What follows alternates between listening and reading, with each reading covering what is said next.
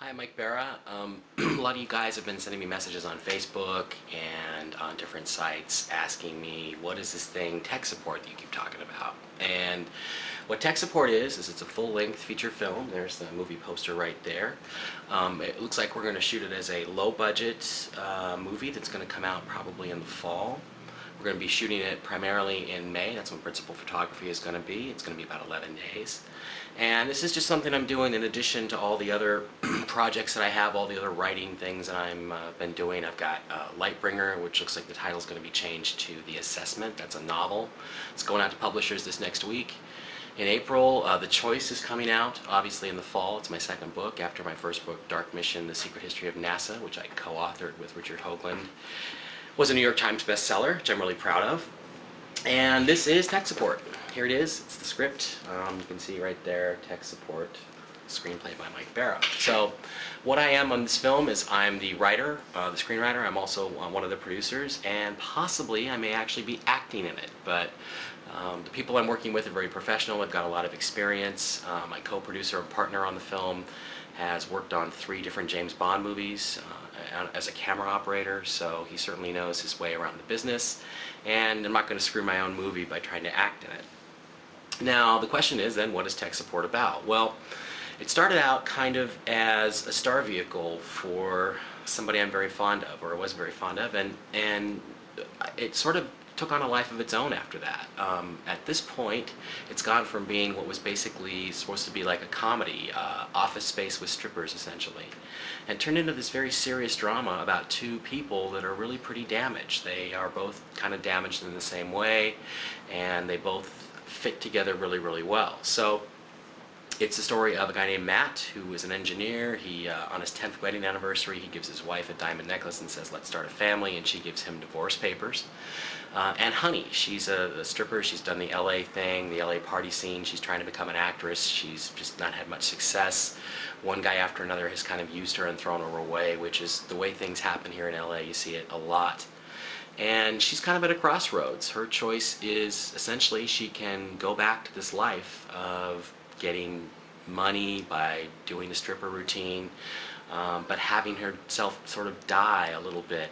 Every day she's there, it takes a little bit of a piece out of her. And you know, her other option is to trust this guy and decide whether or not his love is actually worth giving up her ambitions, or what she thinks are her ambitions, because in reality, of course, she's never going to get to where she wants to be by doing things the way she's doing them. So the same thing goes for Matt. Matt, you know, has come to the point where, as far as he's concerned, relationships are purely about money, that there's really nothing about love involved for him anymore. And they meet each other, there's this instant sort of magnetism, and then they have to work through all their issues. And the question that I wanted the film to ask is love actually stronger than fear? And, you know, I have some very strong opinions about that. There's some very specific things I want to say about it, but what's going to be interesting is what exactly the audience will take away from this.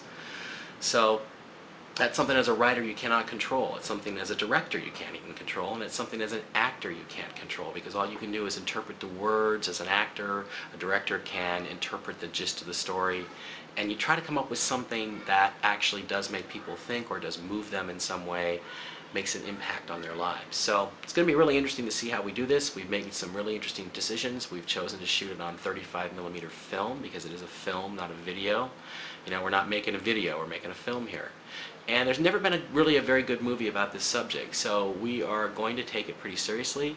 We're looking for really talented actors and actresses to play the parts. There's 4 or 5 primary roles. There are some humorous moments still left in it, but the humor has now become very organic. It's become part of the film, the story, and who the characters are. Before it was kind of manufactured Office Space kind of stuff, and a lot of it was actually things that really happened, stuff I wrote down over the years as I worked in aerospace, but that kind of fell by the wayside, because the truth is, you know, strippers really aren't that funny. It's not a very healthy lifestyle for anyone, whether it's the customers or whether it's the girls. So we're going to try to address some serious questions. We're going to try to make a really, really good movie, and, you know, have it out hopefully in the fall. Right now we're in pre-production. I'm going through all kinds of resumes of male actors, female actors, looking for the right combination of, for the girl, for Honey, for a combination of beauty, and also a certain amount of vulnerability. There has to be this beauty, this coldness, the salesman aspect of it, and the commodity trading aspect of stripping, and also a certain vulnerability, because she has to have some redeeming qualities, or the audience simply won't attach to her and they won't feel invested in her story. And the same thing goes with Matt. I got to find an actor who can emote his underlying pain and vulnerability and how much hurt he's gone through. And yet at the same time, I have to make him believable and make his arc, his character arc, his story interesting to people. So it's going to be really interesting to see what we come up with. We're doing auditions. We're starting next week, the weekend of April 16th, 17th, and 18th down in Long Beach is our first set of auditions. We're going to be doing it over the next 2 or 3 weeks, trying to find the perfect actors for all these different parts that are in the film. And then, in May, we're going to go out and we're going to start shooting. And I really could not be more excited. Very few people in life ever get a chance to make a movie, ever get a chance to write a movie that they want to write, maybe be in a movie they want to be in, actually have the amount of control that I'm going to have in this film. Even though it's a collaboration, it's really phenomenal. And once again, I feel really blessed, and my commitment is to make something really, really good. So that's basically the gist of what tech support is all about. I'm going to spend the rest of my time going through countless resumes of beautiful actresses, and boy, I bet you guys all feel sorry for me. So anyway, I'll keep you posted. The tech support website is going to be up on realmagicproductions.com. That's REEL magicproductions.com. And we also have the casting sites there, so if you're an actor or an actress, you want to go out and look at what part you might want to play and apply for an audition.